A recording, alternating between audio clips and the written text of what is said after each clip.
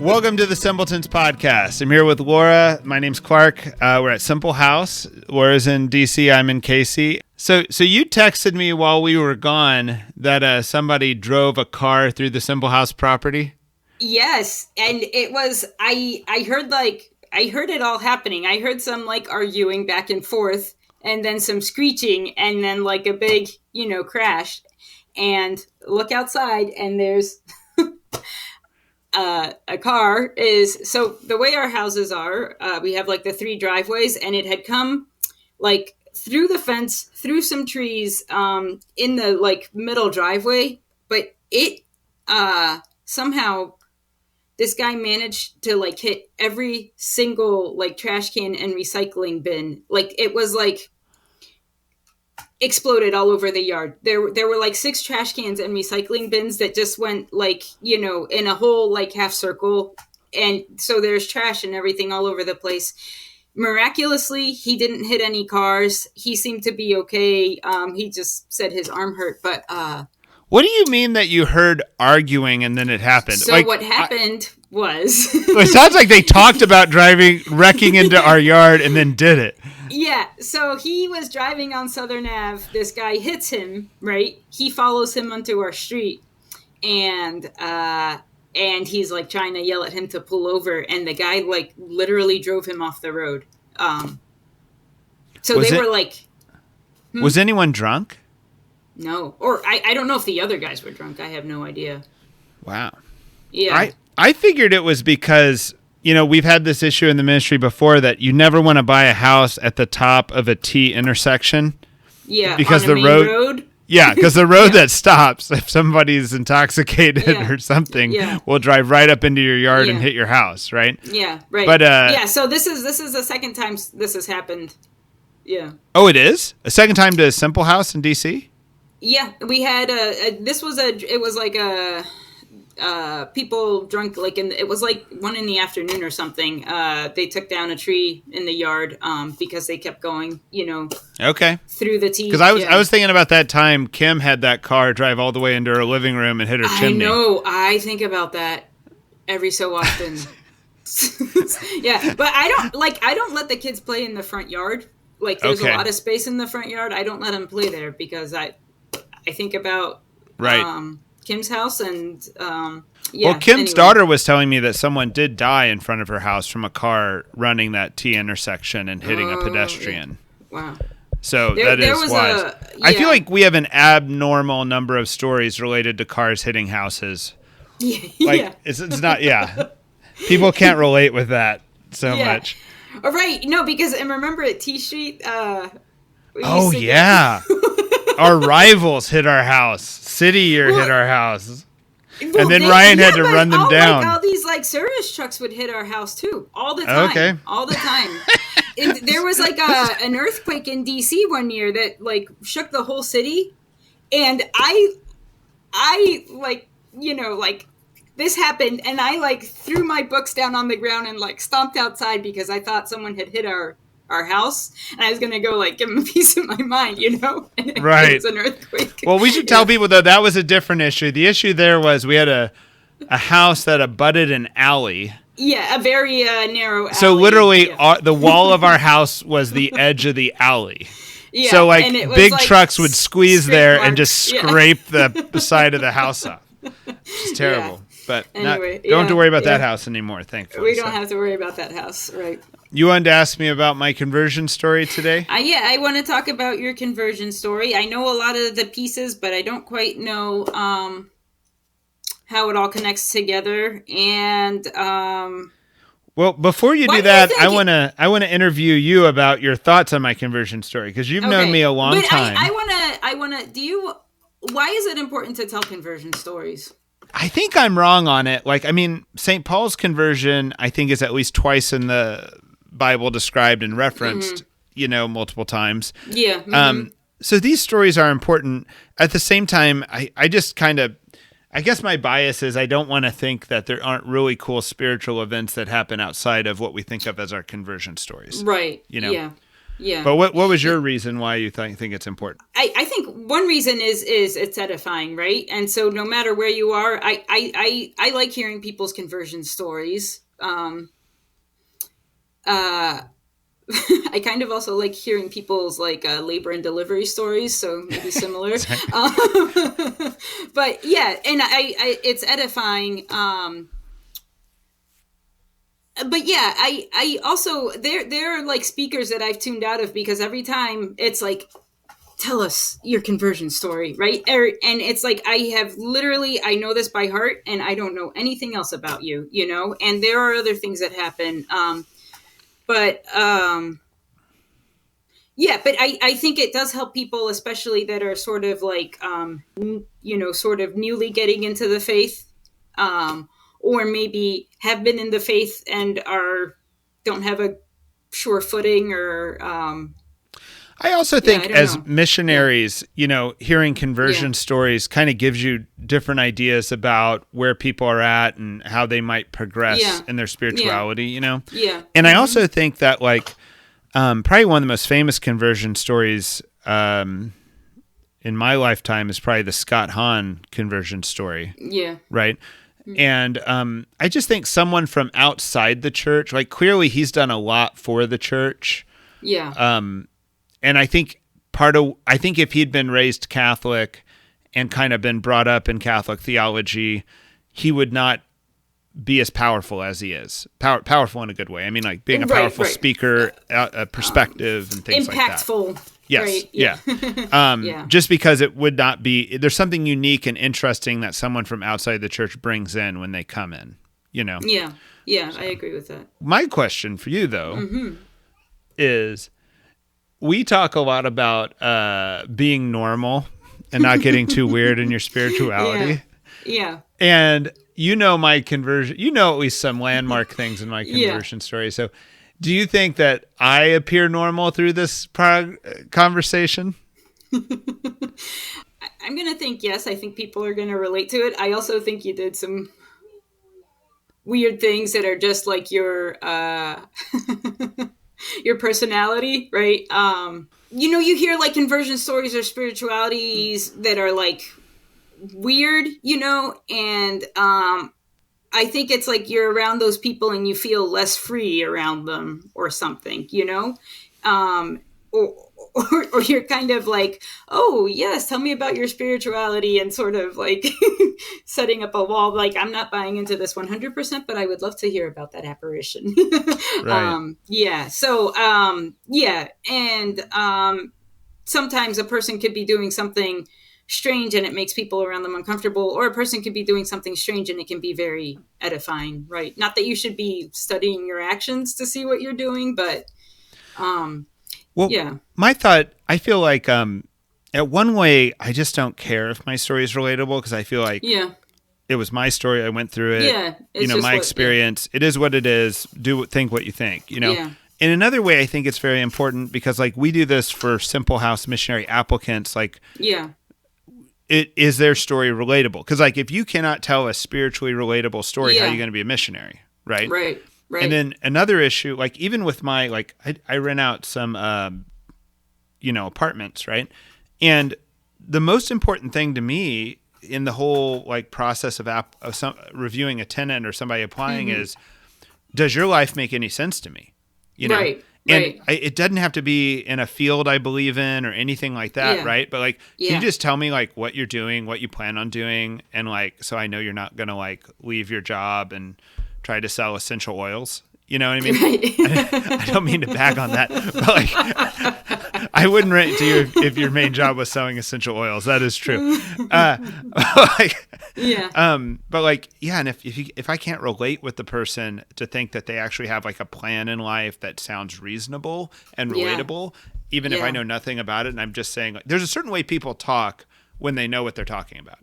Yeah. And I think it's interesting because it's we've gotten all kinds of applicants, people whose story don't make sense because there's kind of career gaps, or you owe a lot of money you can't account for, or something strange that, there's things like that. But there's another thing that is strange is sometimes we get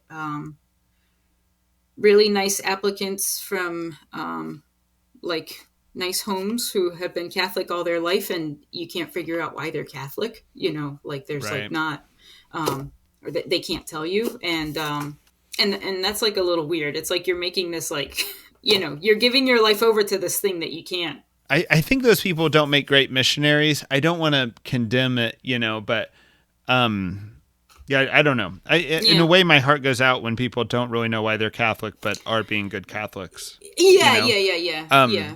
I just don't think they're going to be great at explaining the faith to anybody. Yeah.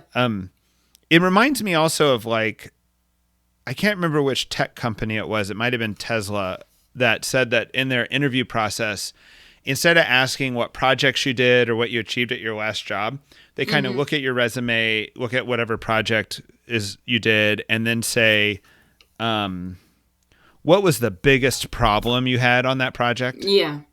And they feel like if the person is not fluff, if they actually were intimately involved in the project, then whatever the biggest problem was is something they care deeply about, and it's like a war story, and they really want to tell you about it.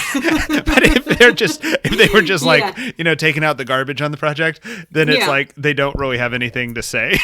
Yeah, right. Yeah. So, yeah, it is hard to tell people like why you're a Christian or why you're Catholic, and that's not a question you get asked a lot in your life, right? And especially like, my impression is like Catholics especially like don't get asked that, right? And have to answer. But you do, sometimes people have very sort of plain life stories up until the point we're interviewing them, and it's still interesting.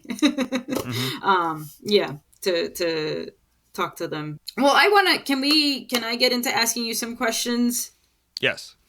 Your mom is Catholic, and your father is Protestant, and that was like your father's faith was important in your growing up, right? Well, my mom is kind of poorly catechized. She came from a really great kind of big German Catholic family, but late in life she actually took a class at University of Dallas and kind of became pretty well catechized. Yeah. They kind of took her through a lot of great books and made her really study on the Bible. But when I was growing up, I remember she told me once that the reason why she didn't like renounce the faith for my dad's faith was because there was a joy and a happiness in Catholicism she wasn't seeing in my dad's version of Protestantism.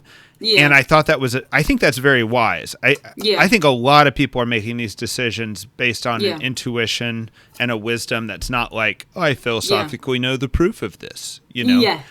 Your mom came from like tiny town Bible Belt, right? When you say Bible Belt, you usually think Protestant, right? Where we just went retreat in Tennessee, that was Bible Belt. Okay. And my dad's church was the Church of Christ. Yeah. And that was funny because we were in Tennessee and we drove from the state park cabin we were at to Murray, Kentucky, where there was a Catholic church, right? Mm-hmm. It was about a 25-minute drive. We passed 4 Church of Christs. Oh, wow. Okay. Yeah. Right? Yeah. And that also is very, like, to me, what the Church of Christ is. Because I remember sitting in a Church of Christ and we had a deacon resign. Mm-hmm. And an elder. They didn't call them deacons. I think they were called elders. And he went up and he said the reason why he was resigning was because the pastor had brought in a singing quartet. And in the Church of Christ, it's very important not to play musical instruments, and everyone sings, and it's phenomenal. And even now, like, I'll go on YouTube and look up Church of Christ singing, because, like, they have baritones, they have sopranos, like, they divide out the parts in the hymnals, and people are belting it out from the pews, and it's like, I mean, it's as good as it's better than most Catholic choirs. Yeah. And it's just the regular, everyday people going to church, Yeah. Right. But when he resigned because he thought that bringing in a quartet was like bringing in an instrument. Mm. And inside of me, I was burning with pride that this man had such integrity that he would, maybe I was 12 to 14. Yeah. I just thought, man, this guy is this guy's the real deal. He really believes, because he's willing to schism with this church over a quartet. Yeah. Right? And then we had another schism. This is why there's 4 Church of Christ between Murray, Tennessee and Paris, Tennessee. Okay. Sorry, Murray, Kentucky and Paris, Tennessee. But the next schism was the pastor had allowed female ushers. Oh, wow. And the pastor was asked to leave. Around the same time the pastor did that, the movie Dead Poets Society had come out. Mm-hmm. And you remember how they had to like force out the like teacher played by Robin Williams, kind of the crazy, passionate teacher. So like this pastor's getting forced out, and just like it's the movie Dead Poets Society, like most of the one person of the congregation stands up on their pew because they stood up on their like tables in Dead Poets Society, and then like over half the congregation standing up on their pew. And as a kid, I'm noticing that this is like part of the groupthink dynamic, that it's like when one person stands up on their pew, you dare not stand up on your pew. But once 60-70% of people stand up on their pew, you're like, I better stand up on my pew or I'm on the outs here, you know? Yeah. So they kicked that pastor out. And then, I don't know. I mean, obviously, I think female ushers should not be an issue that anyone should ever schism over, and I have no problem with female ushers. But it is interesting that many years later, one of my friends went to get married, and that pastor was marrying people, and he seemed to have completely lost his faith, and it was just kind of a sad, I don't know. It's just kind of like, well, I don't know. Is this because you had female ushers that you lost your faith, or what happened here? But that was my dad's faith was funny. It wasn't funny. My dad is an interesting guy. Like he is. You've always painted him as like a great man. I guess he's kind of a flawed man and a great man. And like I'm 44 right now. When my dad was 40, he took up men's soccer from reading a book. That if 40-year-old men out there, you can hear that, okay, and understand what that would mean, right? And was good and like scored goals, right? Yeah. He had this way of toe punching the ball that was like a knuckleball that would really go in the net for some reason. But like he played college football, he coached rugby, college football, right? Coached high school football. He played base football on like bases during the Vietnam War. He played rugby overseas. He founded multiple American rugby clubs. He's in the Hall of Fame of the Kansas City Blues Rugby Club. And at the same time, he was becoming one of the early kind of computer programmers, and which is just a totally different part of your brain, I think. Got like a graduate degree in math, and went on to become this consultant who was like extremely patient, extremely kind of thoughtful guy, but also this like kind of crazy maniac, like rugby player on the side. Like one of my earliest memories is like Green Bay, Wisconsin at like a rugby tournament celebration of a win where like people are pouring beer and trophies. That's one of my earliest childhood memories. Right? Good one. Yeah.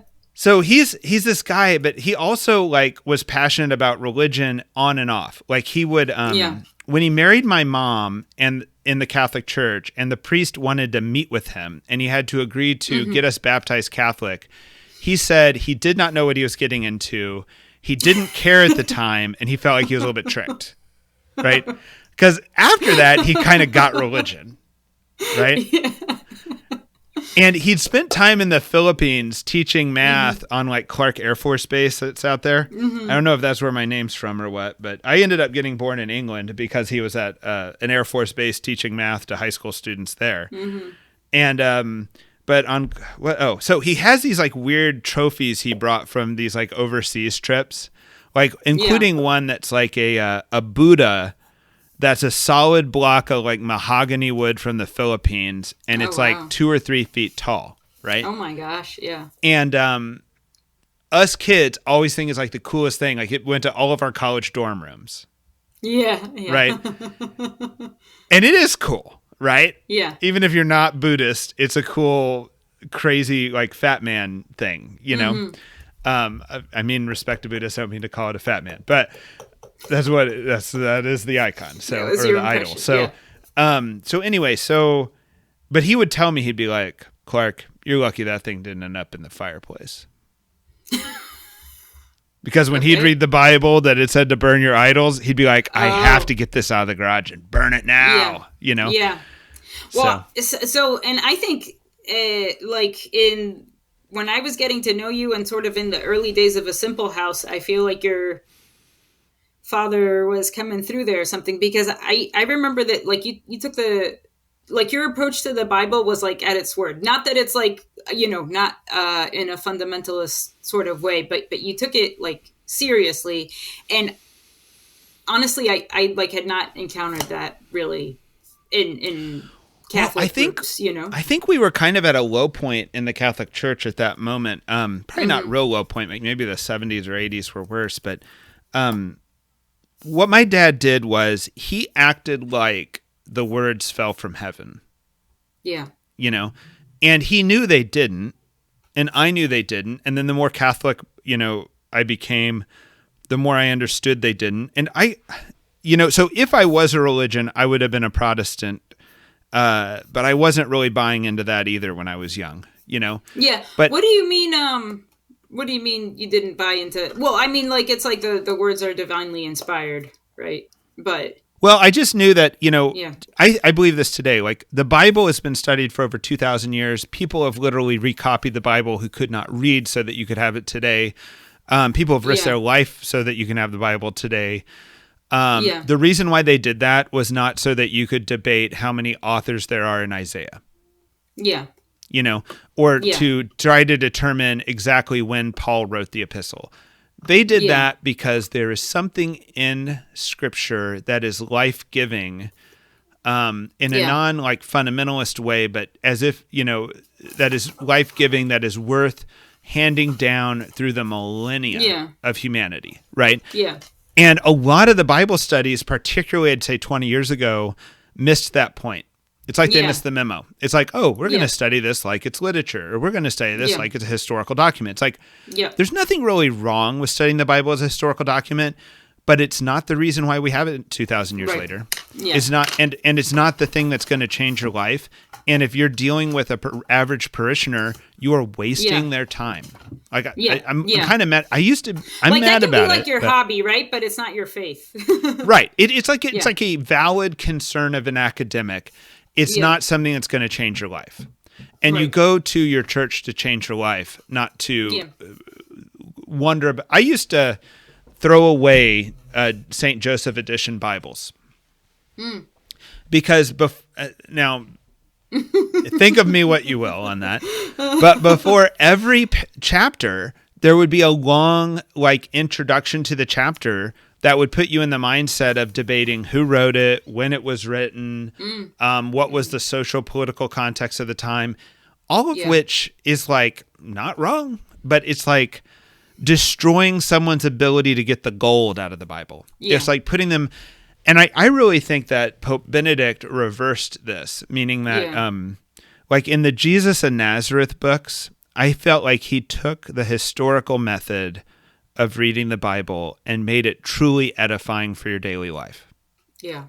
Yeah. And we'd gone through so many. I mean, he let you understand it more deeply, like the truth in it more deeply rather than pick it apart, right? And it's like there was a long period of picking apart. I don't know. Yeah, that's right. Picking apart or just side distractions like what was a denarius worth at the time of Christ? And often what we're talking about is speculation. It's speculative history and speculative theology because it's like, well, we don't have a ton of primary source documents from that period, and you can kind of the camel, one of the verses that's just murdered repeatedly is like the camel through the eye of a needle.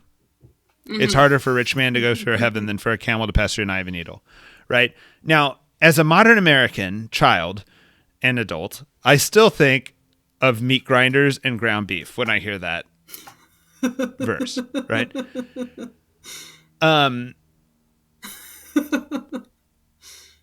But if you go to a lot of like historical like exegesis of this, they have all these different things it could mean, and they act like they're certain, and at best they're probabilistic explanations. They're like, okay, well maybe there's this gate in Jerusalem, and maybe it was a little bit shorter, and then a camel had to crawl through it, and maybe they called that gate the eye of the needle, and maybe you have a little bit of documents there, and maybe that's what Christ meant.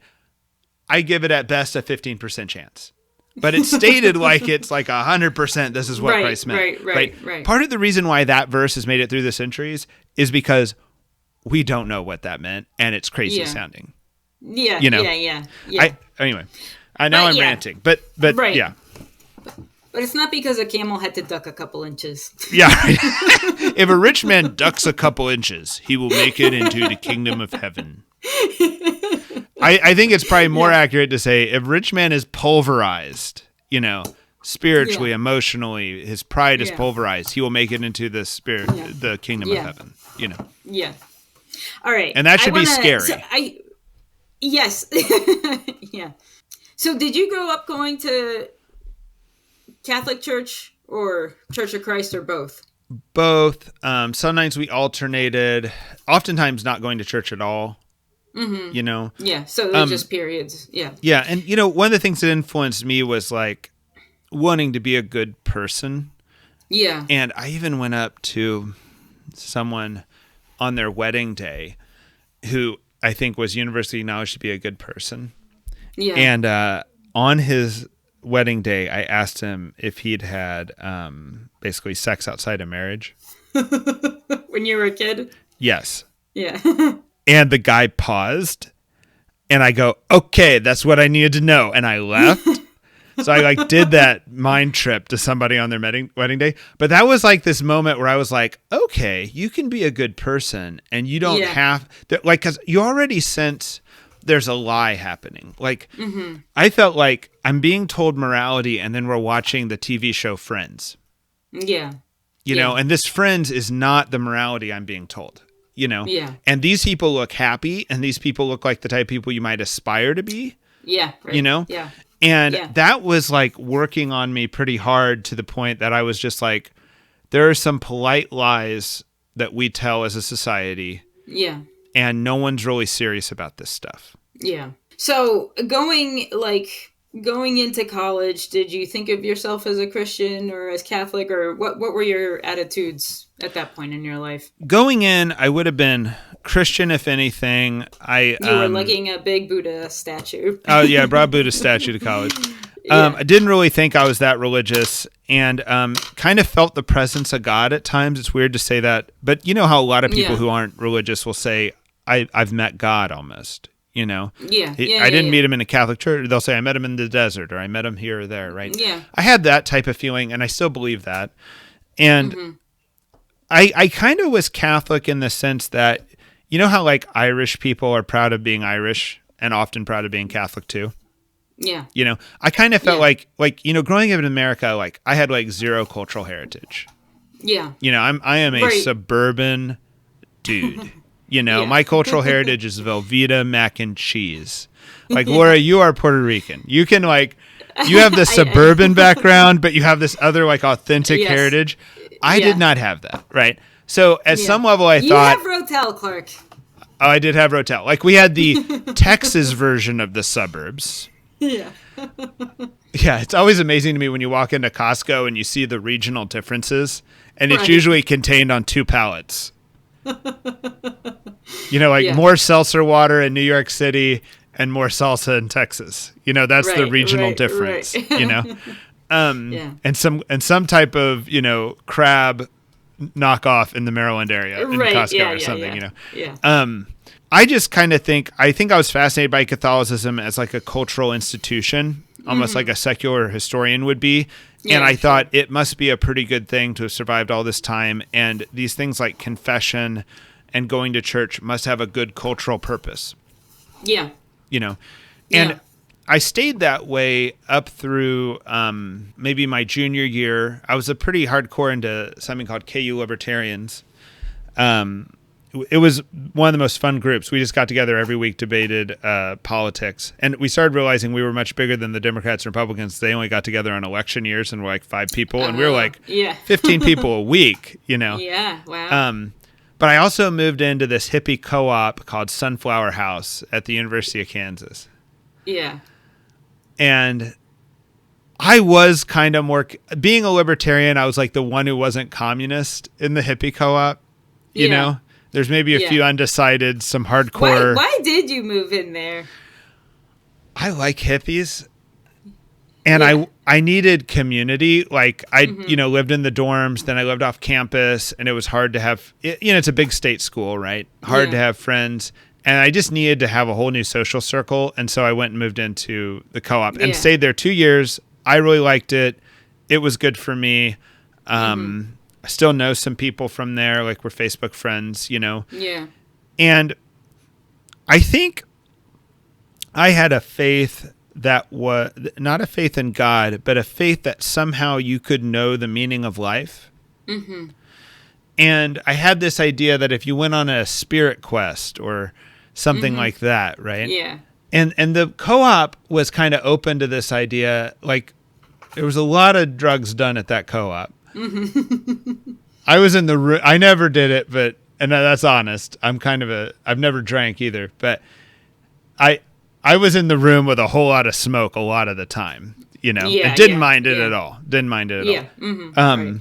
Where was I going with that? Oh, do you know, like, there's this like Hindu tradition that there's like a wise, I think in the Hindu world, it's not that unusual for like a 40 or 50-year-old man to like leave his family and take up a walking stick and just try to get some wisdom, Yeah.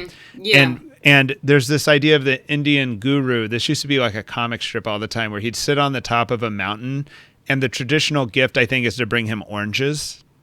Uh-huh. Like that's like ice cream to him or something. Okay. And you climb this whole mountain, you get to the very top with a big bowl of oranges, present it before him, and then you ask like some big question.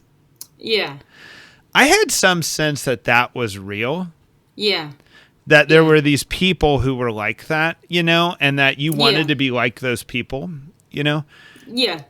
Like a person set apart. Sure. And a wise person, like an enlightened person. Someone who actually wasn't kind of lying, but kind of like had great integrity and had kind of gotten to the core of what this whole life's about.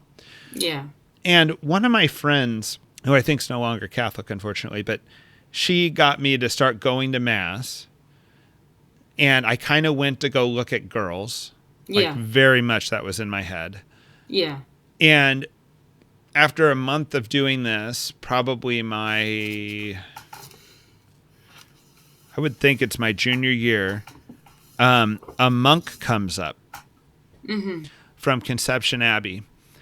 And he offers something for spring break. He says, hey, if you don't want to go on normal spring break, come to the Abbey. Come on alternative spring break, Yeah.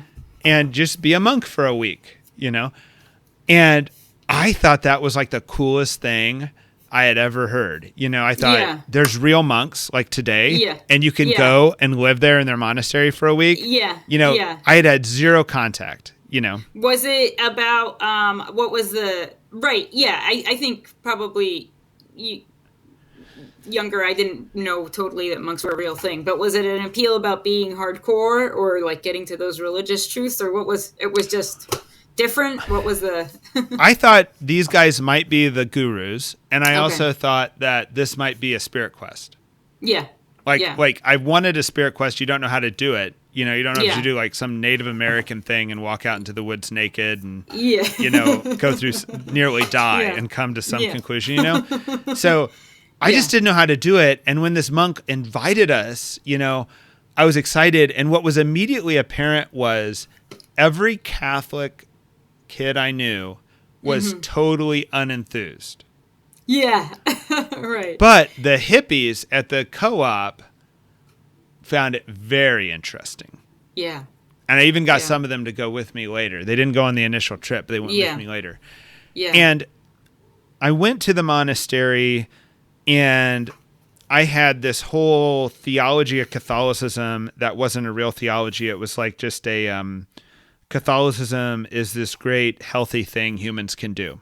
Mm-hmm. Not that the real presence is real. Of course, it can't be real. Not that confession is really necessary or even able to forgive sins, but like it's probably a great counseling session. I just had this whole theology worked out, right? Yeah. And I didn't know that there was real Catholic theology. Yeah. And a whole lot of people in the world don't know that. Right. And we forget that sometimes. Like they don't actually know that there is a rational structure behind the church, right? Yeah. And I mean, I think that's like, like the suburban life in America. You go to public school, you get kind of weird catechism at your church. Like, yeah. I think that's correcting. I think it was worse back, when we in were the kids. 80s and 90s than it is today. Yeah. So I went, and I remember there was a girl there. There was only like 6 of us on the trip, and the monk had visited like 5 colleges and only gotten 6 people. Oh. Yeah. So it was not an extremely popular spring break, right? Yeah. And this girl was there, and she said she didn't really know her faith. And I said, well, don't worry, I'll explain it to you. And I explained her all my theories about what the Catholic Church is. Uh-huh. I would have fit in fine in a religion department with my theories. I'm worried that you're laughing so much. So I explained to her what the church was all about, and there were these 2 other students from KU there who were just like speechless. But they let me talk for like 30 minutes and did not know how to interrupt because I'm a pretty good talker, right? Yeah. And after it was over, they just pulled me aside and were like, "We think you are like off. Like you don't get it at all."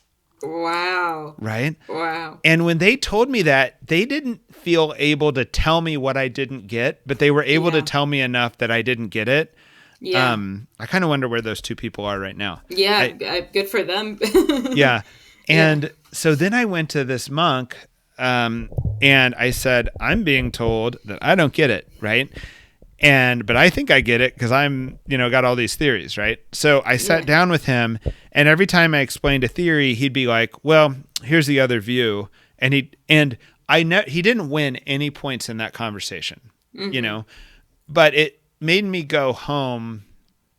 And just over time, I started thinking, well, that is a valid point, or that did make sense what he said. And all of a sudden my mind started opening up that actually there is a such thing as real Catholic theology. That's really philosophical, you know? And then am I just rambling on right now? No, this is good. Yeah. So then I made it a project. I kind of got a little bit of money together, for a summer, and I got my parents to let me stay up at college for the summer, even though I wasn't going to take classes. I was going to do a research project. Mm-hmm. And I spent that summer in the basement of the campus center. Didn't know anyone really there who was very involved. And every day I'd go in there with my study books. Mm-hmm. And every summer, I might have taken a summer class. I can't remember now, but I was reading a Chesterton or a Lewis book every day. And by the end of the summer, I think I'd read all of Chesterton's fiction and all of Lewis's nonfiction. Yeah. I found that I didn't really like, I read some Chesterton nonfiction.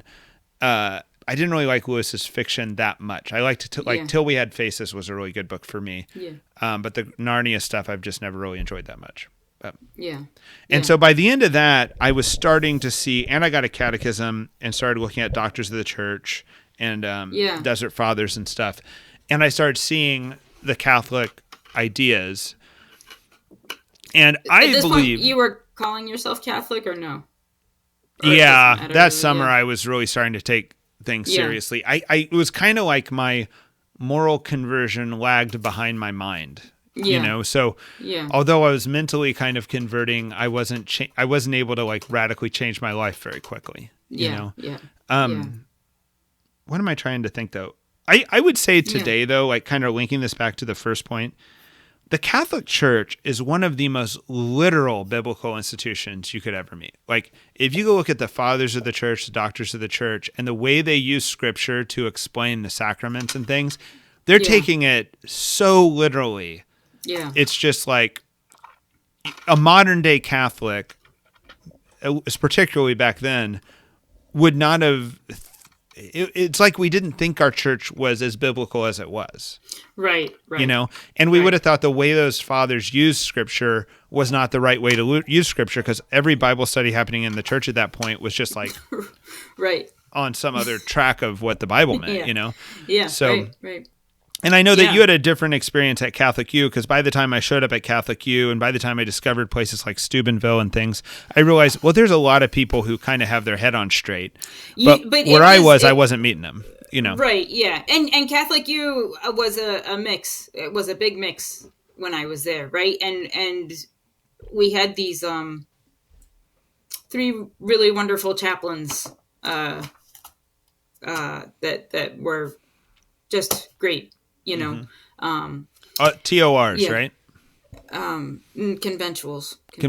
Okay. Yeah. Franciscans. Right. Yeah. Not TORs. Yeah, they were Franciscans. Well, I was thinking about this just the other day. I was trying to explain to people what the church was like when Simple House started. It's amazing the church changes so much so fast, you know? Right. Yeah. But like I had 2 different seminary professors, right? Mm-hmm. Both of them, they weren't teaching physics. They were teaching like theology or something related, like to the faith.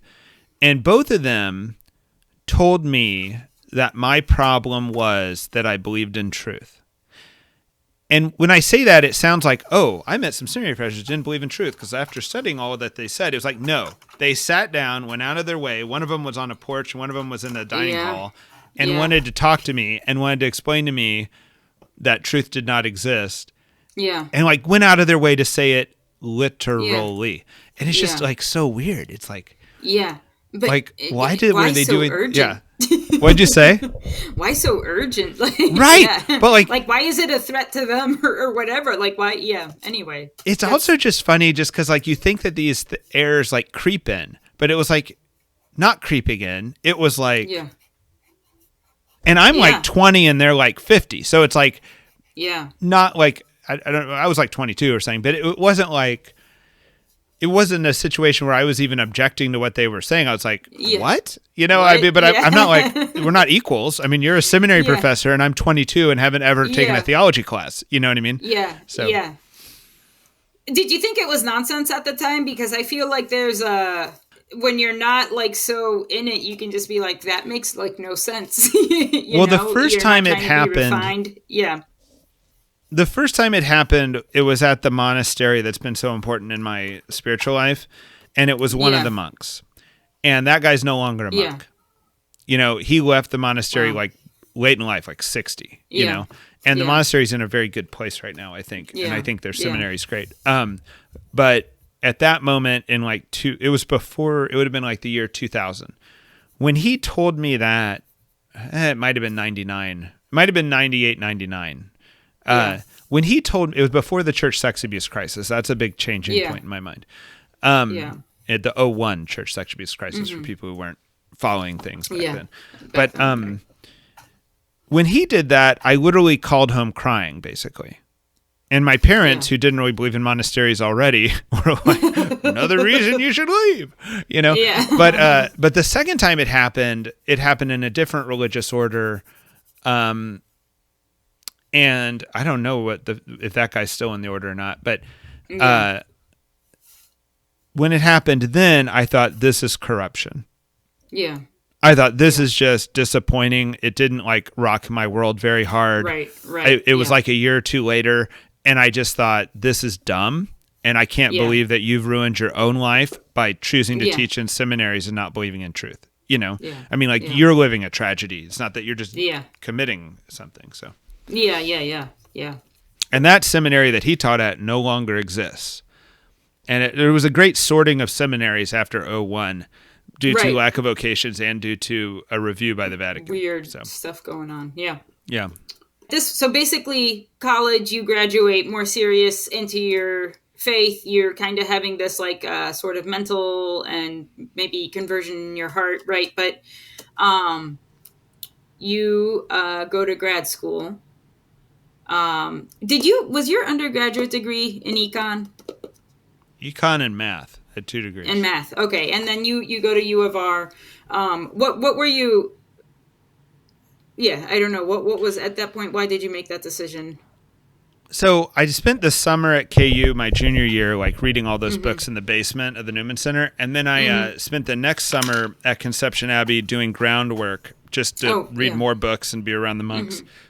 And then I went to grad school to make money. It was just kind of like, that's a weird thing. That's a weird reason to say you go to grad school, but yeah, it was kind of before the big finance boom, I think. Like now, like for 15 years now, so many kids have gone into finance because I think the American economy isn't offering a lot of opportunities, and so they all have to go shove around other people's money. But at that point, it was like you can go into economics, which was my more passion, or you can kind of teach economics, but just teach finance, and you do a whole lot better in life financially and things like that. Yeah. So I went to go get a PhD in finance, and I think I decided that I was ready to morally change my life. I had this enormous beard, which looked very Amish because that's just the way my beard grows.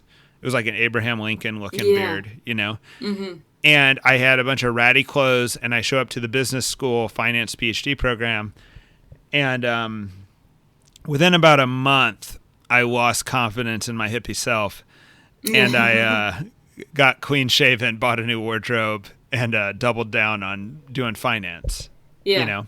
Yeah. And during that time, I kind of like academics. Yeah, and you did well in academics. Yeah, and I kind of get a satisfaction out of doing it well. And even though finance is not something I'd ever be proud of, like I had a friend who was a finance PhD, and we had a really good accounting PhD program too. And he goes, I was thinking about switching to accounting, but I already sound like such an hole being a finance PhD. I don't want to even be a bigger one and be in accounting. But so we weren't very proud of ourselves, but we knew it was like a really good financial decision, and it was fun. And we had really good professors, and we had one really notable professor that was really kind of, it's weird to say that someone could teach economics or finance and change your life, but he is that guy. His name's Professor, I think Tom Long or something like that, but John Long. Amazing. Grad students would hand down their notes from his classes. It was so insightful. It was weird. It was like it was like listening to logical proofs all day, and they were just amazing. I don't even know how to explain what he would do. Yeah. So I did that. I didn't really reform my life morally, but things were coming to a head, and I remember one of the things that was coming to a head was all of these grad students were so talented. They were from all over the globe. Americans were the minority, and it was just an amazing peer group. But like when you looked at the most established people in the field, like our professors who had the biggest names, they almost all were divorced or looked unhappy. Like it was a very small number who seemed to be doing even okay. Not great, but okay, right? Yeah. And it was like they were our heroes. Yeah. And I remember one day having a discussion. I go, what are we trying to do here? Like, we all think that we're a little bit athletic and really smart and cultured and blah, blah, blah. And we think we're going to like be that. But the people we're modeling ourselves after are all these people who are like divorced and kind of miserable and don't seem happy with their life. Right. Yeah. And I remember one of the attitude of the students was expressed by this one woman. She's just like, well, we're just not going to do it that way. Yeah. Instead of thinking we're on a road to become the people we idolize, it was like, no, we'll figure out the way to continue not being narrow. But it's like you almost have to like make. I think it'd be interesting to have a talk sometime about deals with the devil. Yeah. I think I think the Faustian bargain is everywhere. Like I think that if you want to be at the very top of finance academically, you almost have to make a Faustian bargain. You almost have to say, this is more important than my family. This is more important than my overall education. This is more important than my free time. This is more important than any sports I play. This is the most important thing, and I'm willing to kill everything in order to get there. And that's how you get to the top, Yeah. Yeah. And that's a hell, So I was kind of realizing that. And you got a question, or you want me to keep rolling? No. I just had a kind of half-baked thought. lately I've been lamenting that people don't talk of Christianity as much as like the road or the way, and that it's just like all these choices, and there are people walking in front of you and behind you and alongside of you, and it's this like sort of whole school, your whole life, right? And it's like you can't be on the way of these other professors and then... Or we'll talk about formation, like formation's what you get if you become a monk. Like everyone's getting formation all the time, and you are your primary formator. Right. Period. Right. And you, no matter, even if you become a monk, you are responsible fundamentally for your formation. Yeah. And people don't own that, Anyway, so that's part of the way thing I think you're saying. But yeah. Well, anyway, I want to say something about my parents and how I made a decision to leave grad school was my parents, ever since I was an undergrad and started taking Catholicism more seriously and wondering, should I be a priest? Should I, whatever I should do? They had this good way, this good way. Yeah. They'd be like, well, are you getting any exercise? Yeah, like, I remember this about you. Right. Yeah, I love this. I think this is so right on. Right. Yeah. And then because they'd be like, well, maybe you're just a little bit upset or kind of dejected because you're not getting exercise. That's why you want to leave and go do this other thing. And then it'd be like, I'm getting enough exercise. They'd be like, well, are you eating healthy? Yeah. And then they'd be like, if you go, yeah, you're eating healthy. And you'd be like, are you sleeping enough? Yeah. Yeah. And almost never can a college student answer yes to all three questions. Right. Yeah. So like always there was something where it'd be like, well, we'll go back and do that and then come talk to us. Yeah. You know? Right. But then in grad school, I was doing all that. So I was able to answer all three questions. Yes. Right. I am doing all those things, Mom and Dad. And I still feel like I need to become a missionary, do something more radical, change this. And then they drop the bummer. Have you prayed enough about it? Yeah. And I kind of lost it on them when they did that because I was like, what do you mean? Like, when do you hit enough? Yeah. You know what I mean? Like there is no enough. Yeah. And I think I figured out, and I see this every year with Simple House missionaries, that parents love their kids. Parents want what's safe for their kids. Parents are never going to let it all ride. Yeah. Right. But I think that the great lives and the great way to live is every once in a while you push your chips to the center of the table and you let it ride. Yeah. Yeah. You know. But someone can't do that for you, including your parents, right? Your parents will never allow you to do that. Because you could lose. Yeah. In fact, odds are you'll lose. Yeah. Right. Yeah. So it's just like parents would rather you live a safe, more mediocre life than go for it. Yeah. But I think this is really I think this is really sound like you're stressed out, anxious about something. It's like, hold on, am I sleeping? Am I eating? Am I exercising? Am I praying? Like, and in that order, maybe.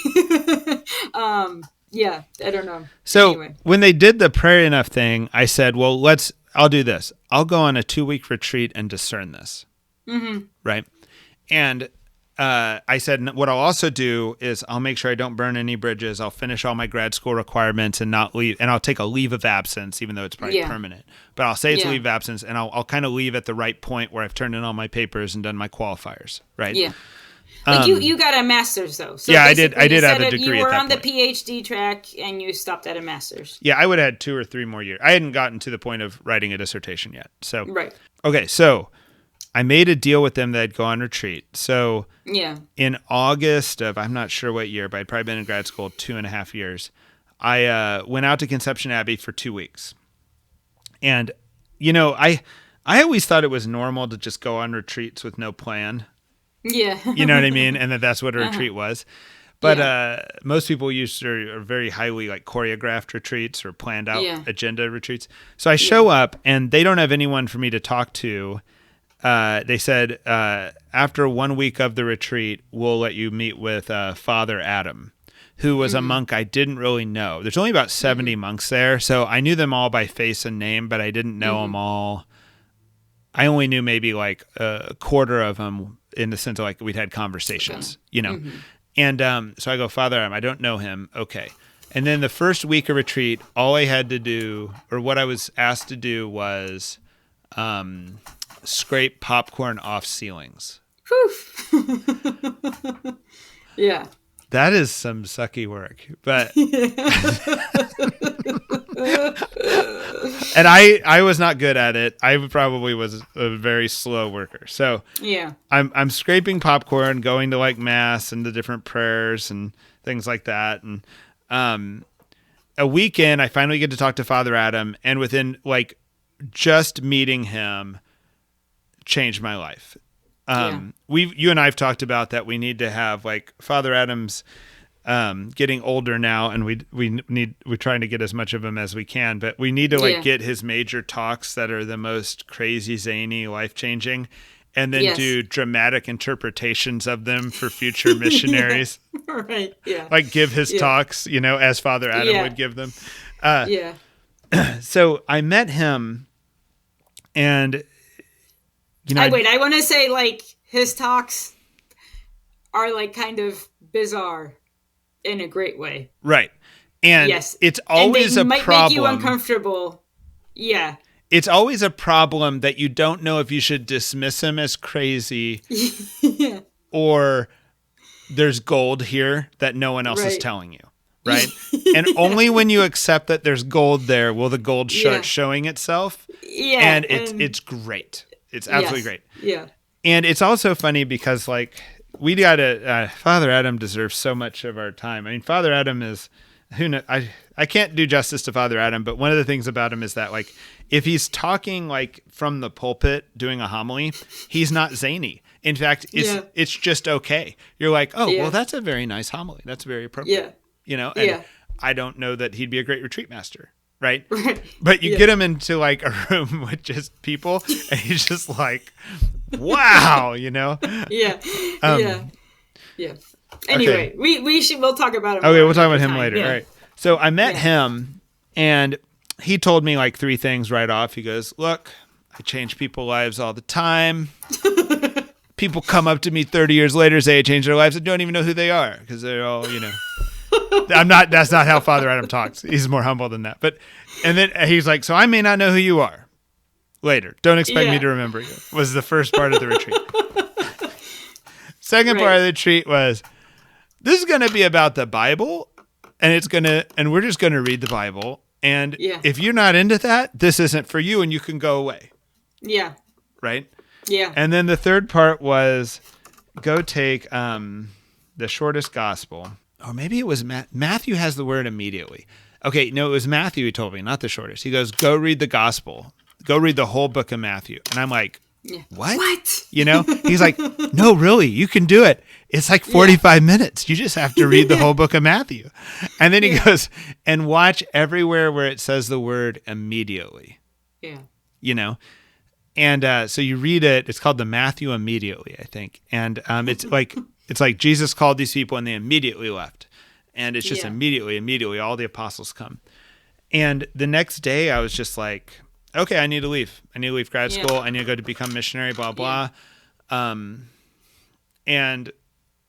this is now, all right, that's the important part. This footnote was across from my room at the monastery was a Redemptorist father who was visiting his sister, who was a nun at a close by monastery. Mm-hmm. And he had the craziest stories, right, during this retreat. Mm-hmm. Like he had been in Latin American countries when the government started like cracking down on the priests because they were like advocating for the poor. And I can't remember where it was. I don't know if he was old enough to have been in Cuba, but I thought it was Cuba. But he was talking about like having the rectory shot up with machine guns and stuff like this, right? And I'm like, whoa, like this is the most hardcore missionary I've ever met, Yeah. And I'm not saying he wasn't. He might have been. But I also, my patron saint was St. Alphonsus, because I'd chosen that as a confirmation name because I'd read the Book of Saints and didn't get much farther than C. And St. Alphonsus, that's not a good reason. I love St. Alphonsus. He loves me. But yeah, so St. Alphonsus founded the Redemptorists, and here's this Redemptorist with crazy missionary stories, and I'm deciding to leave grad school. So my first thing on my checklist was figure out if I want to be a Redemptorist. Mm-hmm. So I left grad school, ended up in a retreat center in Picture Rocks, Arizona. Tucson, Arizona. It's called Picture Rocks Retreat Center. And I took a job as a landscape construction worker 70 miles from the border because I really wanted to meet the poor because I knew that was part of my call. Yeah. And I was going to try to pay down my I had probably $20,000 of student loans or something I needed to pay down. And I started kind of working on that.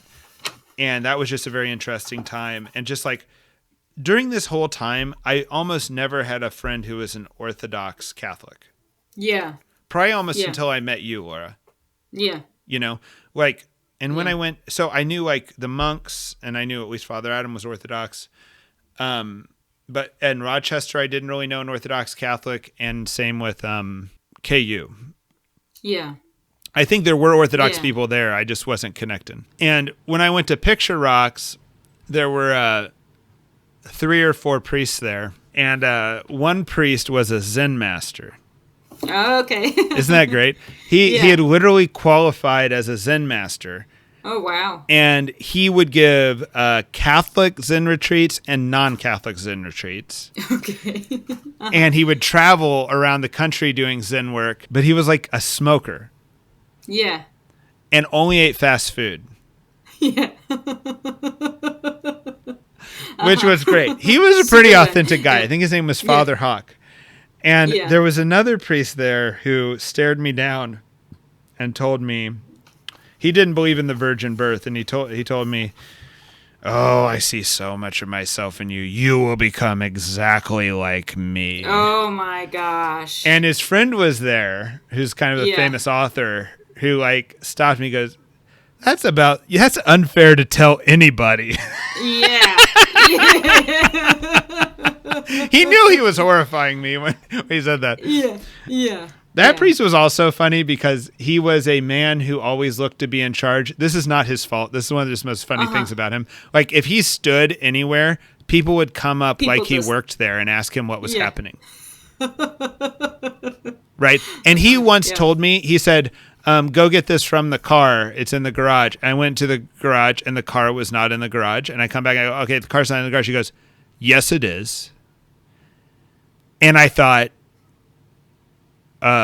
maybe it is. Like, I mean, like he had so much like inborn authority in him that like gravitas. Yeah.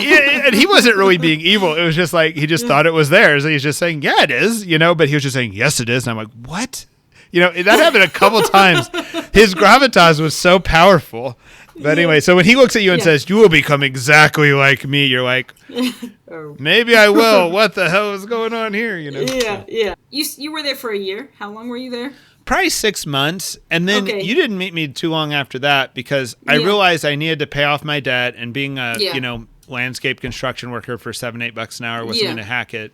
We'll skip a little bit of the rest of the story because I think it could go into the founding of Simple House that we need to talk to. But basically, I took a job as a consultant in Washington, D.C., an economic consultant. The people at that firm were really great. If they ever see this, God bless you guys. Thank you so much for that opportunity. Yeah. I already felt like the most important work in my life had begun, in a sense. Yeah. I ended up having to leave this really nice, high-paying job, but that really didn't feel like a sacrifice. The sacrifice was the leaving of grad school. Yeah. That was the big decision. And once I'd made that decision, everything else just felt like I just need to, get this money. I got to pay it off. Then I'm going to leave, and then I'm going to do something better and, do something for God. So. Yeah. You talked about your moral conversion. Was this had begun? Yeah. I don't know, man. I mean, I struggled with morality all the way up until right before Simple House. Like, I would kind of go on and off of living a pretty moral life. Yeah, I think I kind of remember meeting you, and it was like you were still working things out or something. Like I felt like that was kind of your project a little bit when I met you, and you were we met volunteering at Exodus, right? And you were like volunteering all your time away. Yeah, that probably was my moral conversion. Time was I kind of like broke everything off, and I just doubled down on I have to stay busy all the time in order not to fall into bad habits. So like Sunday morning was like wash dishes at one homeless shelter. The Catholic Worker House was other mornings of the week before work. After work I was doing Exodus. And I even had like a nun who was at a homeless shelter who would pray morning prayer with the guys in Adams Morgan. It was a Christ house. Yeah. And I had moved to Adams Morgan. That was also interesting that I moved to Adams Morgan and I took nothing. I'd already been living in D.C. for a year or so. And when I went to Adams Morgan, I didn't bring a fork and I didn't bring a shower curtain. Yeah. You know, I was experimenting with poverty, and I only bought the things that I needed that became apparent after I was there. Like, you do need a shower curtain, you do need at least one fork, turns out. Yeah. You know. I was making enough money, I ate out a lot. But didn't your fridge break down? Oh, I don't remember that. And it was like, I have this memory that your like fridge broke and you just didn't get it fixed. Well, I just remember like I kind of knew how to eat out for $5 or $6, you know, at like an Asian place or whatever. And I knew that whenever I had to cook a meal, the amount of things I had to buy to cook a meal were always way more expensive than eating out for one person. Yeah. It was kind of a weird point in my life. I should think about that time more, but yeah. So I was just keeping busy doing as much as I could. And that was changing me, and that was very beautiful. And a religious order, the Redemptorists, took me in for a minute and let me live there to also kind of keep me honest, you know, because then I had morning and evening prayer, then I had to be there each day. And And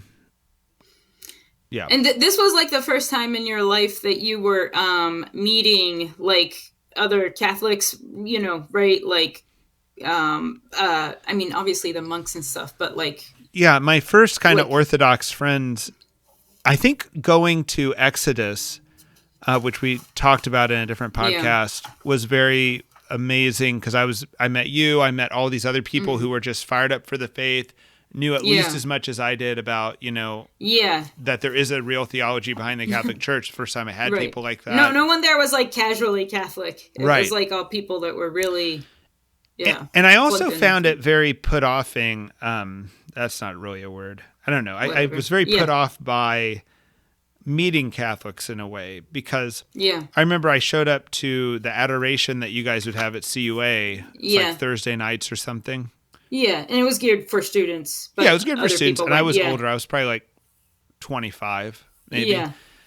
But what was put off to me was I couldn't relate with the religion of a lot of people in the room because I'd come from such a troubled place, you know. I'd come from the hippie co-op. I'd come from struggling with all these ideas mightily, and then I'm meeting these people who are just joyfully Catholic, and I'm like, are you for real? Yeah. You know, like it was hard for me to know if they were real. Yeah. You know, and I couldn't trust it. Yeah. You know, and I don't know that, I think that instinct is overdeveloped in me, but I don't know that that's not always a decent instinct to have sometimes, you know, like if you see a bunch of religious zeal, you should kind of take a step back and say like, Yeah. You know, I have felt surprised in the, you know, like in my 20s, how few of the like campus ministry kids like stayed Catholic. Yeah. That's kind of rough. And then, you know how there's there's a lot did, but a whole lot didn't. And it was surprising to the ones who didn't. It was kind of surprising, you know. And when you know when I said earlier about standing on the pews and how you're one of the first ones or one of the last ones, and the social pressure you feel, that like makes me mad. Like if I feel a lot of social pressure that you need to accept XYZ, I actually get hot mad. Yeah. You know, like it makes my blood boil, you know, and so like if I'm being kind of like coerced into, hey, everyone needs to think this way or everyone needs to do XYZ, most of the time XYZ is not a bad thing. I'm not hanging out with bad people, but I'm like like heck no, you know what I mean? Like let's not go down that road, you know? I'm not going to go down out of any pressure. I'll decide if I want to go down that road. Totally. Yeah. But anyway, I think to be honest, like now that we've been talking about this, I honestly don't remember that year of my life. Don't reflect on that year that much. Well, should we leave the rest for another time when we talk about the founding of A Simple House? Yeah, let's do that. It was good to see you, Laura. Yep, you too. All right, good. Well, all right. God bless everybody. Later. See you in a future podcast.